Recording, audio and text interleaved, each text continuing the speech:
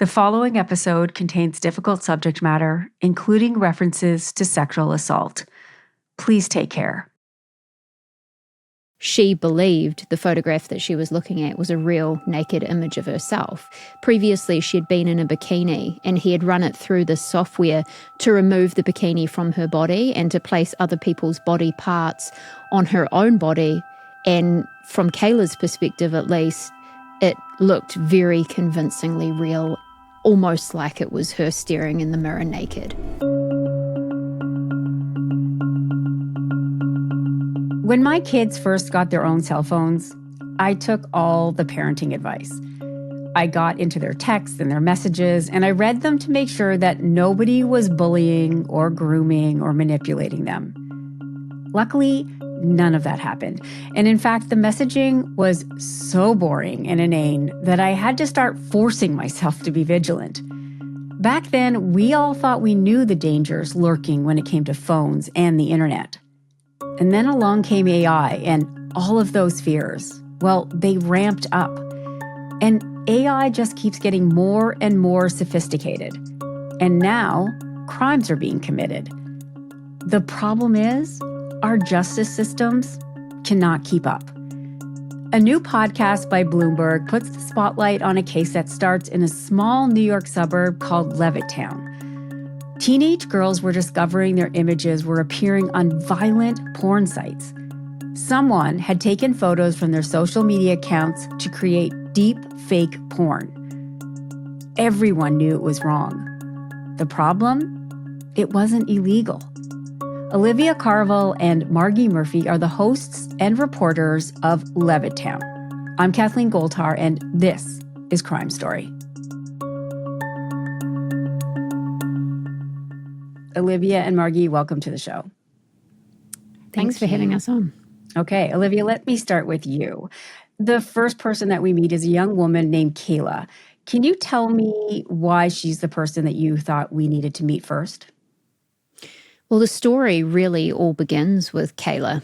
It starts in her bedroom in Levittown. She's sitting in her bed, scrolling through social media. It is the onset of the COVID-19 pandemic. Everyone's kind of,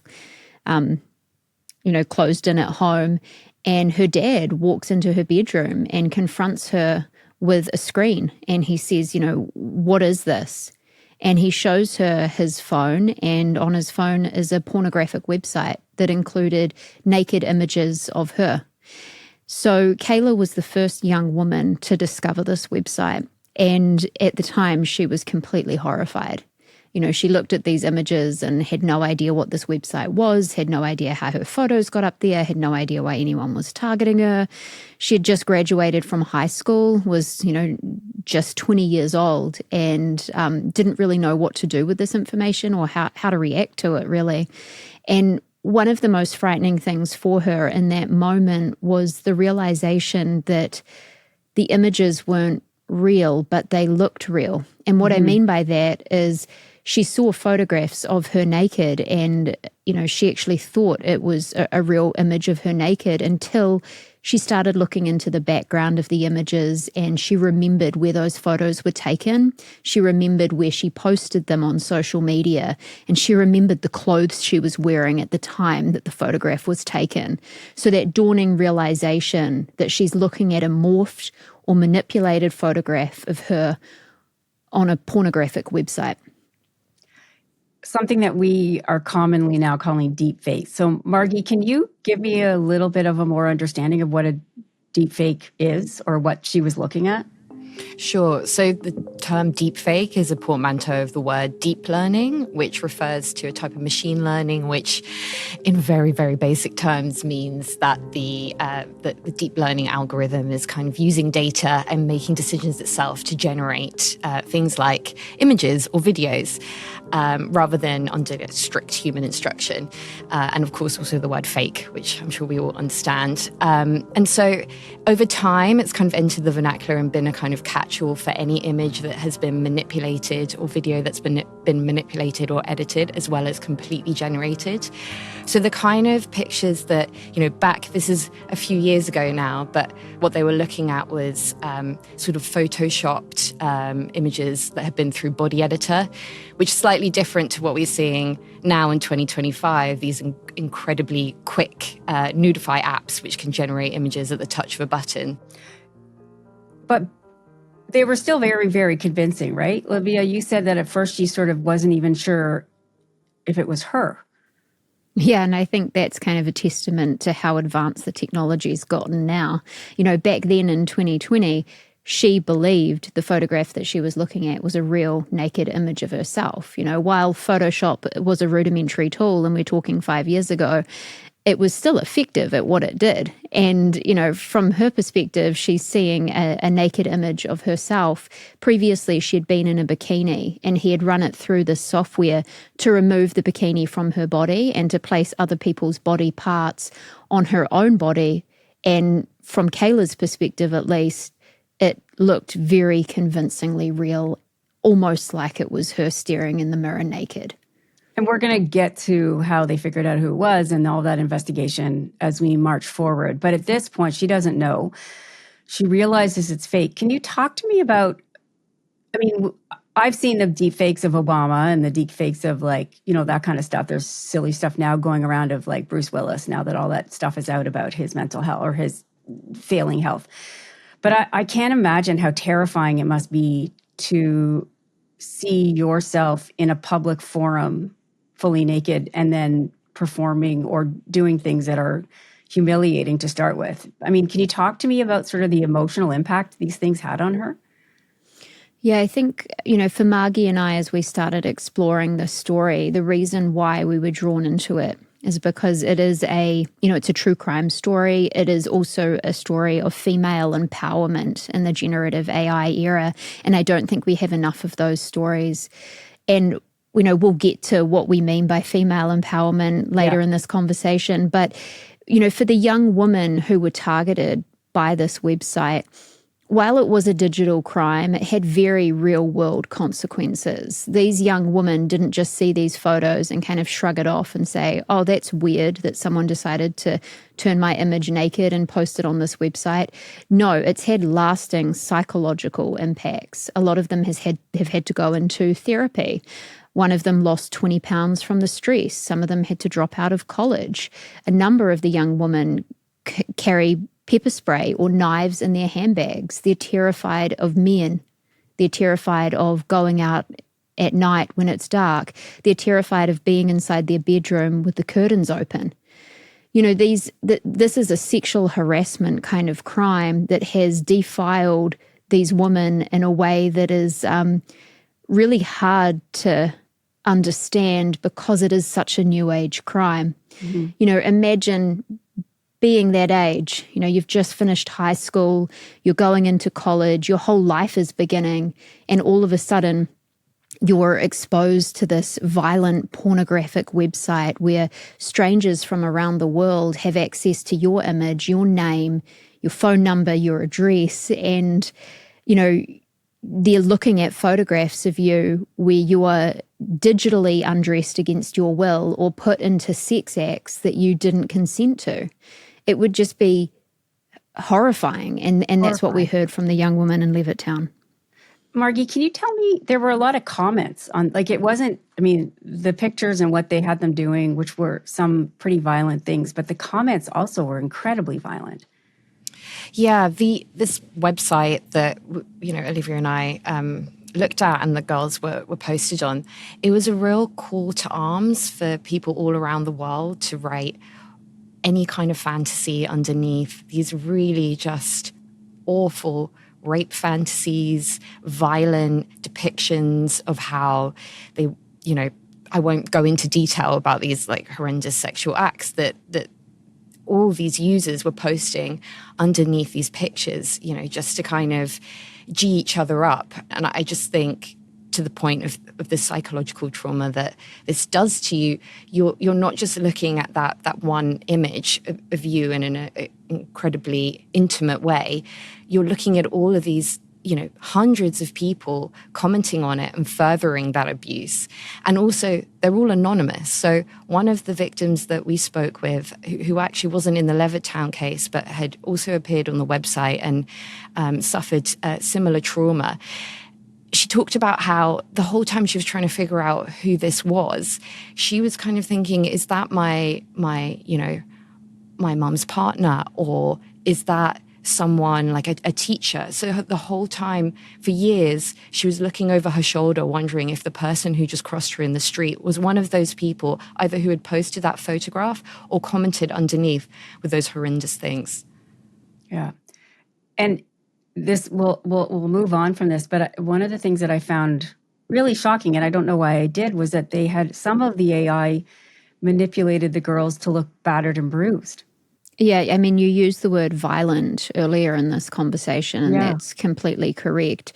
In some of the posts, the users are encouraging one another to write rape fantasies where they literally were raping them to death.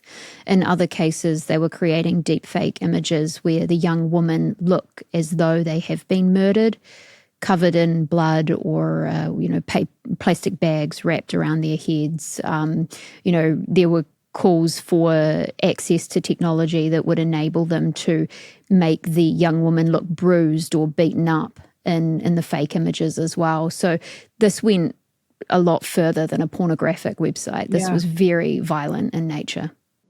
It's so depressing.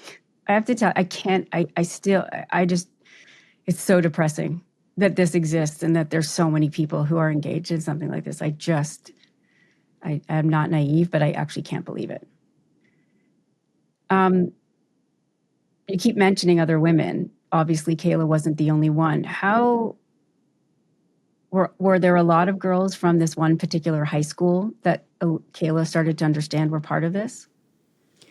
Yeah, so Kayla was the first young woman who became aware of the website, and months later, around New Year's Eve of 2020 going into 2021, she gets a phone call from a former classmate who says, hey, I've seen you on this website and I want you to know that I'm also on that website.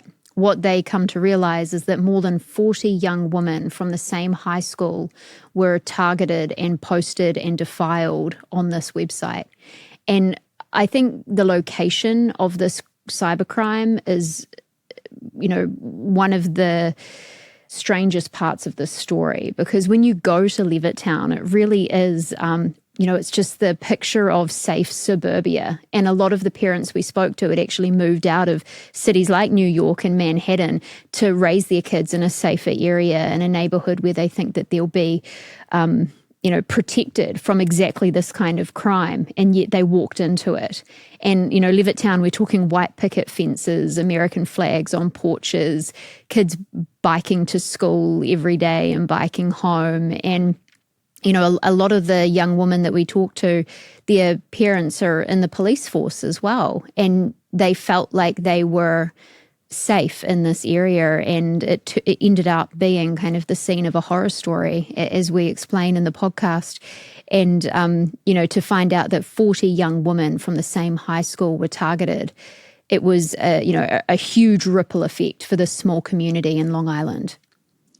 And they did go to the police, but Margi, can you tell us how the police's hands were tied?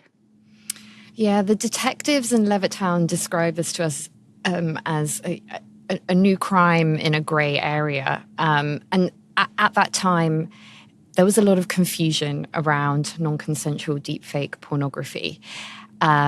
There was no federal law criminalizing it across the US. And at the time, there was no state law specifically relating to non-consensual deepfake pornography. So when the girls came to the detectives, at first they were left scratching their heads thinking, what do we do with this? These images look incredibly real and are obviously horrific, but are they really a crime? Initially, because they were told it wasn't a crime, the girls really, the young women, had to take this matter into their own hands. Olivia, can you tell me what they did when they learned that law enforcement wasn't going to be much help? This was a surprising twist in the story that we also weren't expecting when we embarked on, reporting out this case. Margi and I had no idea about, the legislative landscape when it came to deepfakes at the time. We knew that it was a grey area and that it was hard to understand what was a crime and what wasn't a crime. But we didn't know the extent of it until we really dove into the nuance of this case. And it kind of opened a Pandora's box for us. So once the young women are told by police, there's no real crime here, there's not a lot we can do, the poster is anonymous, the photos are fake, there's nothing that says you can't post fake nude images of teenagers on the internet, which is kind of astounding in its own right. These young women decided to take the matter into their own hands. And what I mean by that is they started to investigate themselves. They wanted to figure out who was behind this, who was pulling all of their images from social media and posting them onto this vile, violent website, and why.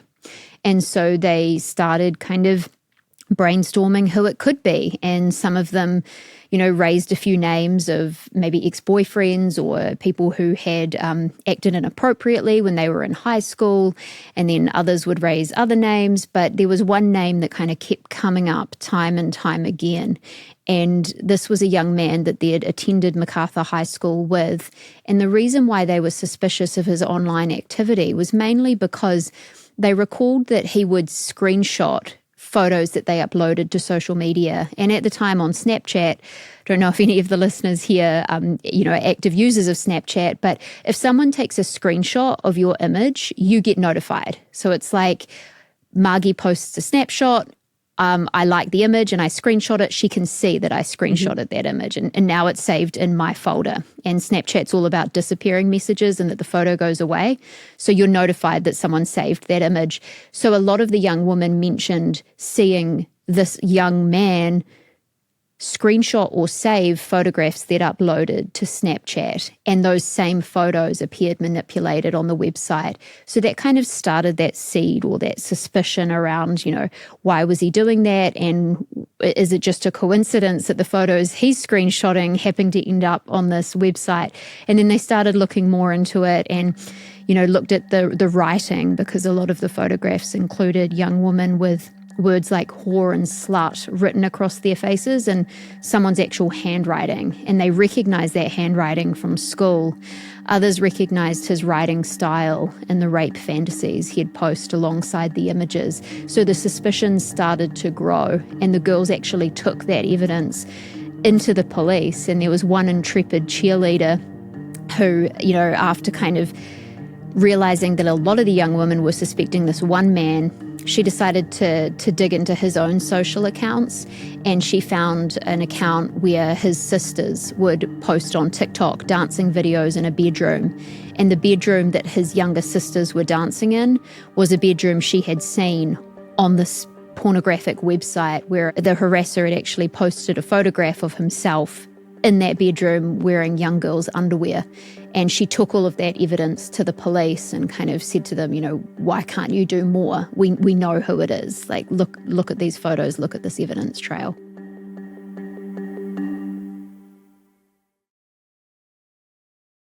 The person that the women discovered, can you tell me about him? Who is he? So the young man at the centre of this cybercrime is Patrick Carey. He was, at the time, 19 years old.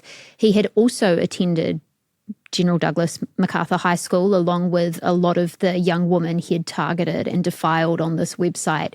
He lived a stone's throw from some of the victims' homes. He lived literally right beside an elementary school.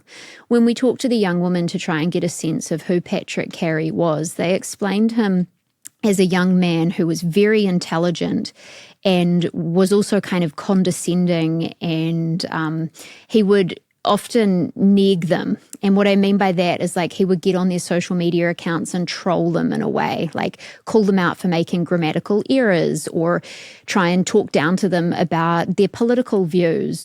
I keep getting incel vibes from the way you mentioned talk about Patrick. Yeah, that's kind of where I'm leaning without using the term, but yeah, for sure. So he he would kind of weaponize social media against the young woman in a way, and he would befriend them all and post on their photos and comments and, engage with them quite regularly, but not in person. He wasn't very confident around women as a young man. He didn't have a girlfriend. He wasn't a sports buff. He, wasn't in the school band. He was kind of described as a stoner with a small group of mainly male friends who, in a way, hated the popular crowd and often referred to his female classmates as, excuse the term, but as whores or sluts or being kind of promiscuous in what they wore and what they did in the weekends. Were you ever able to speak to Patrick or get a sense of why he did what he did? We approached Patrick and his family a number of times to try and get them to engage in this in our podcast and to speak with us, but they declined every time. What we did have, though, was the statement that he provided to police when he was arrested. And when police went and knocked on his door the night that he was brought in, he actually admitted to being behind the website. And the detective did something quite creative. He actually printed out some of the most vile posts Patrick had made on the site and read them out to him on the doorstep in front of his mother.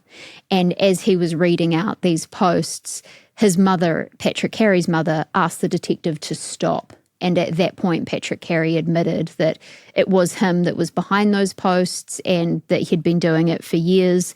When he came into the police station and they asked him why, he talked about how he was bored. He wanted to shame and embarrass these young women, that he knew what he was doing was wrong. And I'll never forget this. He said that once the sense of remorse wore off, he had become complacent and bored, and he would seek the thrill of doing it again. And that's terrifying. So chilling. Yeah, I think one of the interesting things for Margi and I, at least exploring this issue, is so much of it was focused on the impact to young women who are victimized through this technology. But there's a whole nother side of this, which is what are these technological tools doing to the minds of young men? How are they warping young men, young teenage boys into thinking that this is normal, this is acceptable, and this is okay?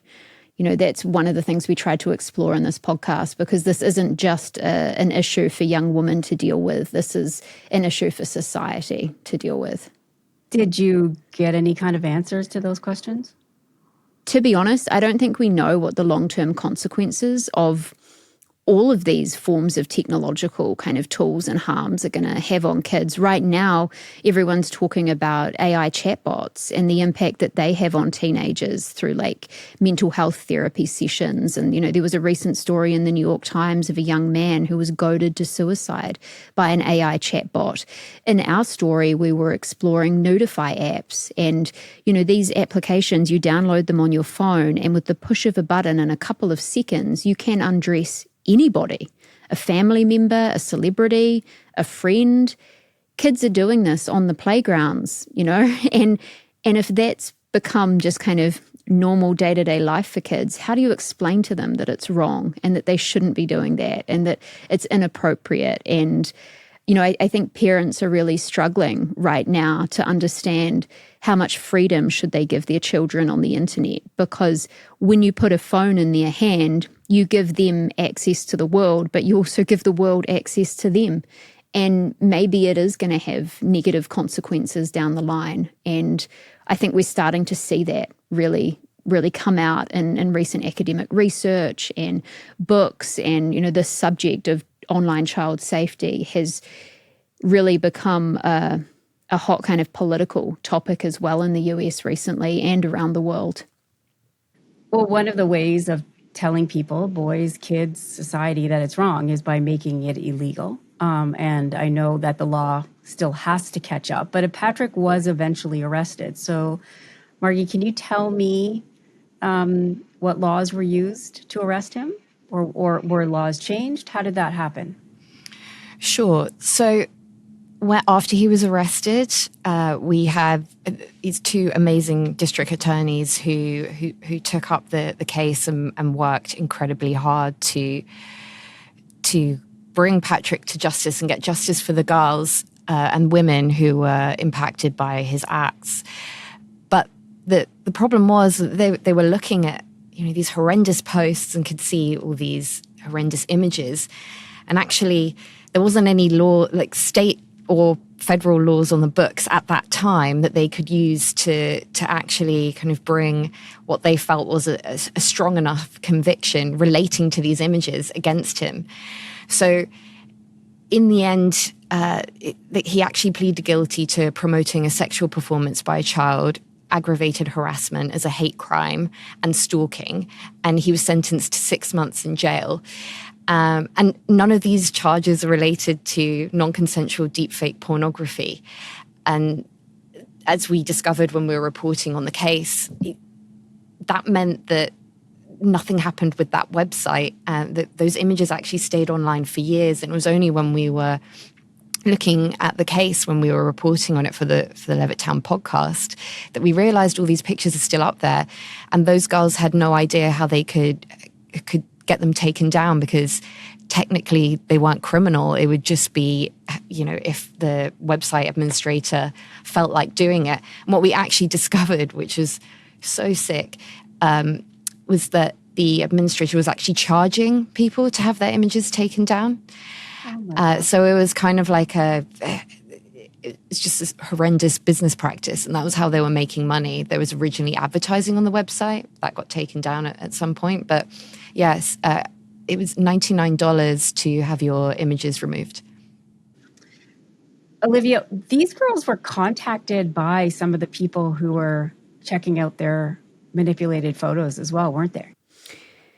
Yeah, we talk about how the website is international and people all over the world were using it. And the young women in Levittown were contacted and harassed by men all over the world. And, I talked about how this may be a digital crime, but it had real world consequences. One of those consequences was a teenage girl sitting in her bedroom in Levittown receiving a call from a foreign number from the other side of the world. And when she answered that call, all she heard was heavy breathing and moaning down the end of the line. The level of harassment on this website was like hard to fathom. Their phone numbers, their real names, their physical addresses were posted onto this website, including their social media handles. So these young women received just an onslaught of really disturbing photographs and sexual messages from men, not just in the US, not just in Long Island, but all around the world. How big a site was this? Like, how many images were on this site? It's a difficult question to answer. When I was on it, it was a well-trafficked site. There were hundreds of thousands of people on there. It wasn't, it's no Facebook. When you're looking at the user interface, it was pretty kind of sketchy looking, like early 2000s style font, very like basic forum, but it was well used. There were people on there every hour of the day posting pictures and commenting and creating threads.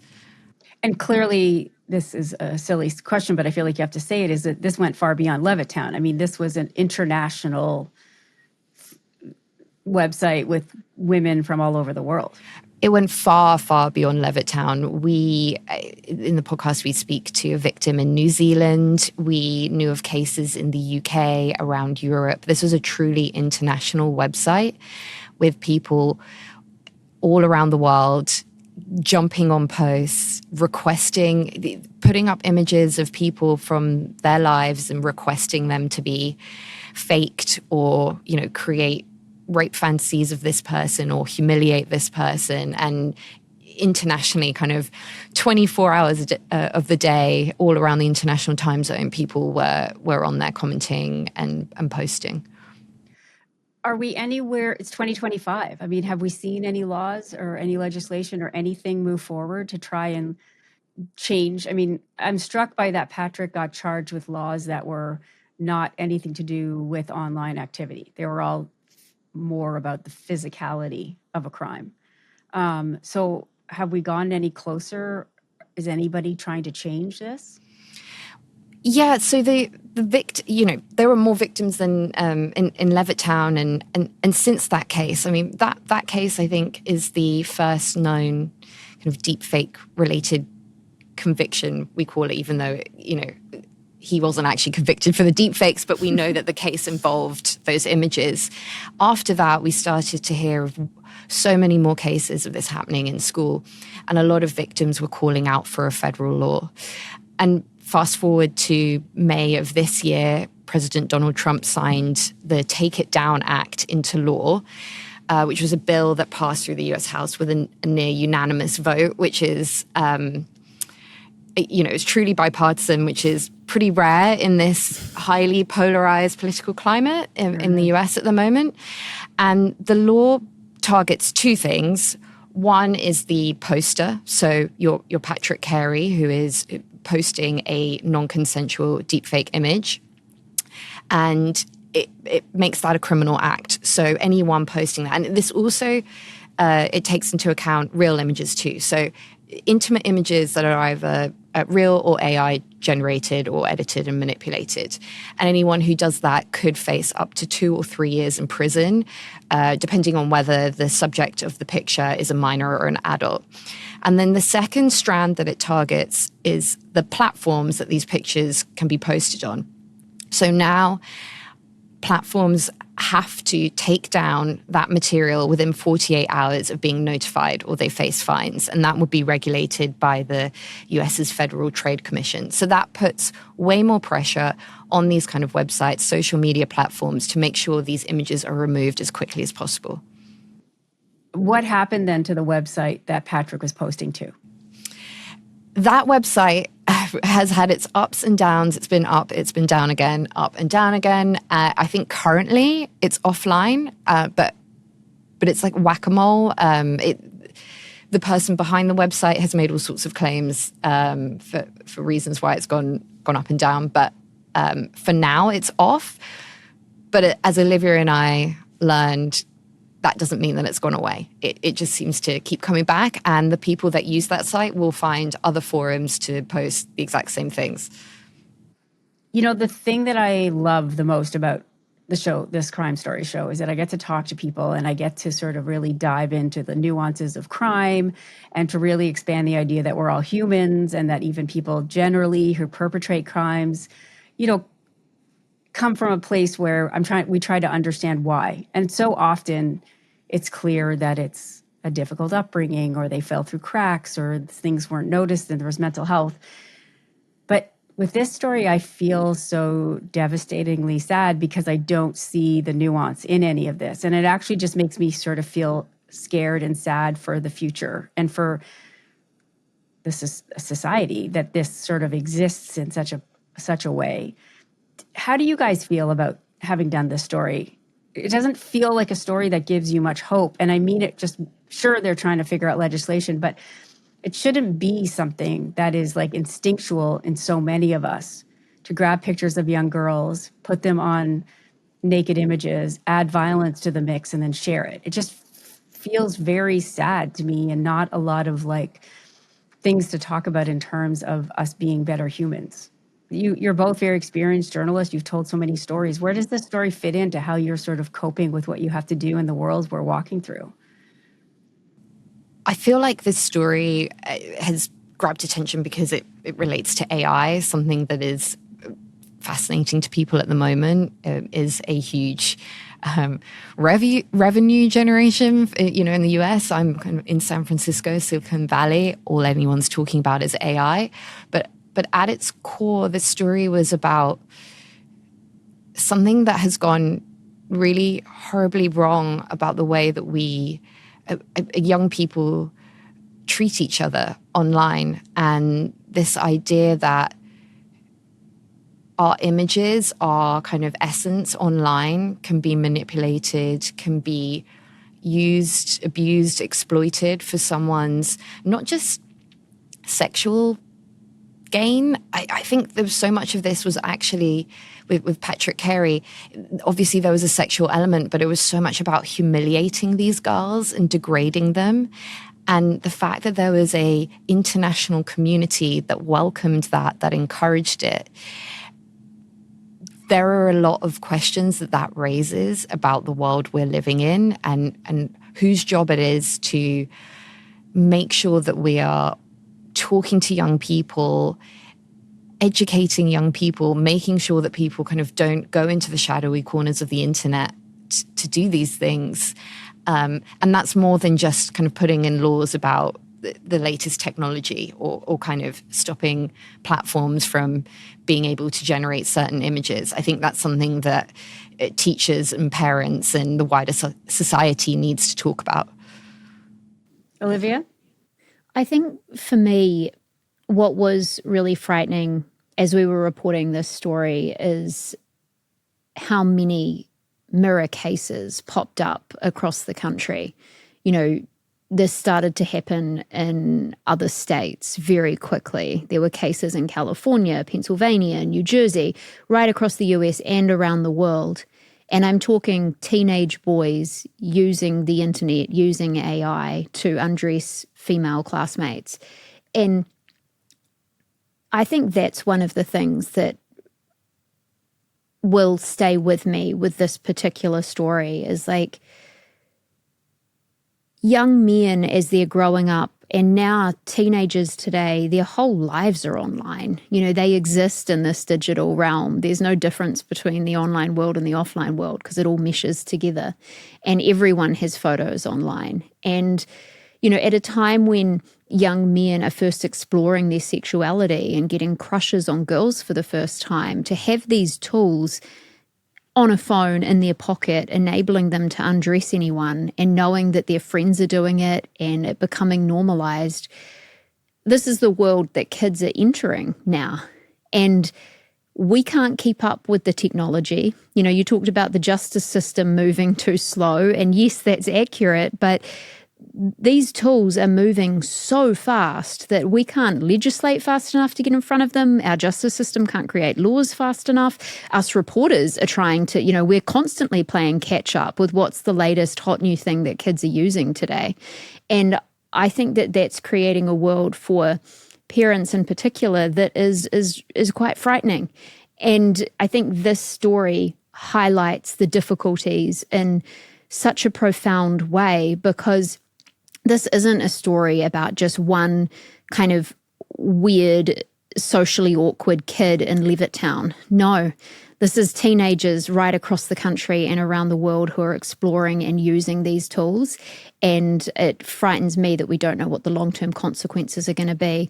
One of the parents I talked to for this piece had talked about trying to protect her children online, and that one of her teenage daughters actually doesn't have a social media profile. Like, she doesn't use social media, which I haven't met many kids today who don't use social media, but she didn't. Yet her images were found on that website. And I asked how were her images deepfaked if she didn't have a social media account, and it was because her high school posted photos of her going to prom on Facebook, and some bad actor took that image and undressed her. Like, she didn't even want to have a social media persona, and she was defiled in that way. So I just feel like it's getting very, very hard for kids to protect themselves, boys and girls, right now. And the other thing that I found quite frightening while reporting this story, and something Margi and I have talked about a lot, is that we're now entering a time where you literally cannot believe your eyes anymore. What you see and what you hear and what you think, just it's so hard to tell what's real and what's not. And I don't know what that's going to look like 5 years from now, 10 years from now. And, you know, that's something that I think both of us will be trying to follow and trying to report on and trying to understand how that impacts the younger generation as well. Well, I'm grateful the two of you are doing that work. Thank you. Thanks for joining us. And yeah, thanks for doing that work. Thanks so much. Thank you so much for having us.